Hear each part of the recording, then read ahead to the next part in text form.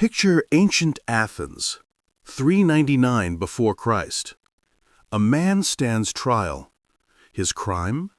Asking too many questions.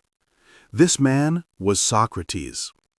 He never wrote a single book. He never founded a school. Yet he changed philosophy forever. His weapon? Questions. Today we explore the Socratic Method, the art of thinking through questions. Socrates walked barefoot through Athens. He wore the same ragged cloak every day. He claimed to know nothing. "I know that I know nothing," he said. But this was his genius. While others pretended to have answers, Socrates asked questions. He stopped people in the marketplace, politicians, teachers, artists. What is justice, he'd ask. What is courage? What is virtue? They thought they knew, but Socrates would prove they didn't. He never lectured. He never preached. He simply asked, and asked, and asked again. The Socratic Method is thinking through dialogue. It's a conversation with a purpose. Here's how it works. Step 1. Someone makes a claim. Justice means giving people what they deserve. Step 2. Socrates asks a question. Should we return a weapon to a madman who deserves it? Step 3. The person reconsiders. Well, maybe not. Step 4. A better understanding emerges. It's not about winning arguments.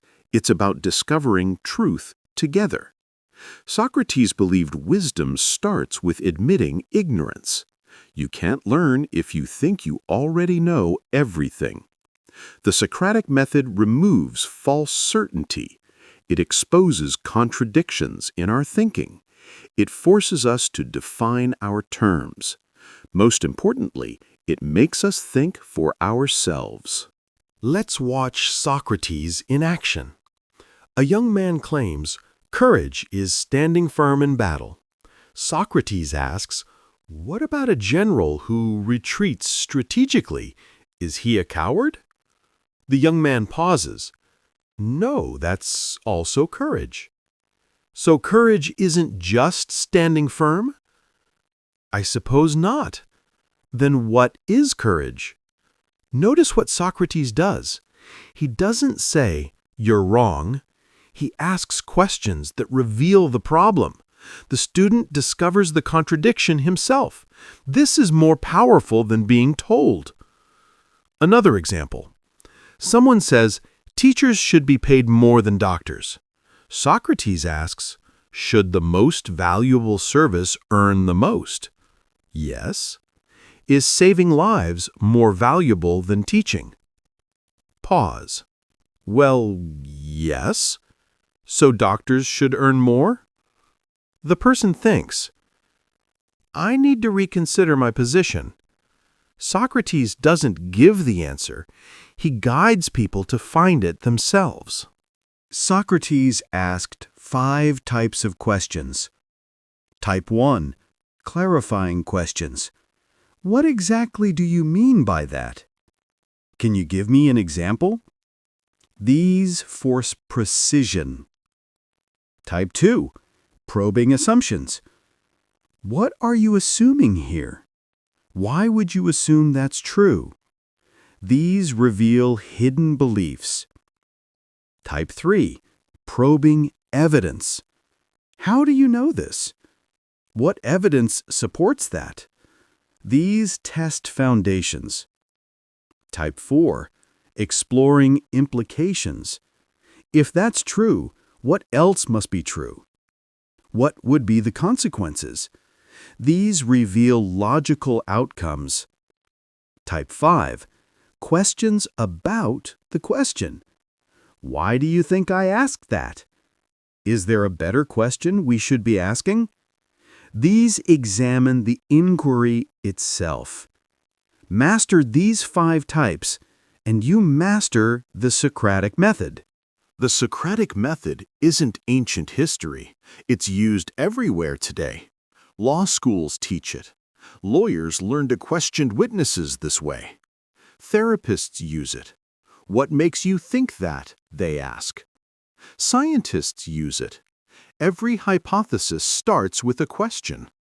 Good teachers use it. They don't just lecture, they ask students to think critically. But here's why it matters to you. We live in an age of information overload. Everyone has an opinion. Social media is full of confident claims. But how many people actually think deeply? The Socratic Method is your shield against BS. When someone makes a bold claim, ask questions. What do you mean by that? What evidence supports this? What are you assuming? Watch how quickly weak arguments crumble. But use it on yourself, too. Question your own beliefs. Why do I believe this? What if I'm wrong? This is intellectual honesty. But let's be honest. The Socratic Method has limits. Socrates was executed for it.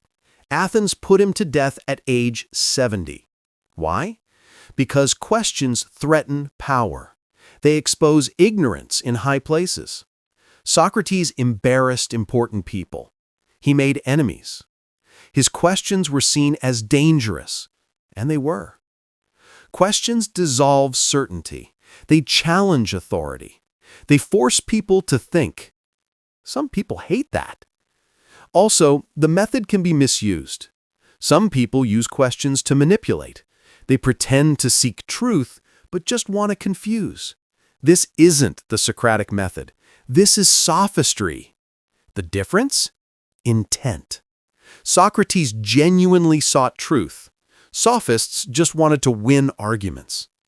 Finally, not everything needs questioning. Some truths are self-evident. Endless questioning can become paralysis. At some point, you need to act on what you know. Socrates died 2,400 years ago, but his method lives on. Because asking questions is timeless. It's how we grow. It's how we learn. It's how we discover truth. So here's your challenge. Today, ask one more question than usual. When someone makes a claim, probe it. When you have a belief, test it. Don't accept everything at face value. Think for yourself. As Socrates said, the unexamined life is not worth living. Start examining.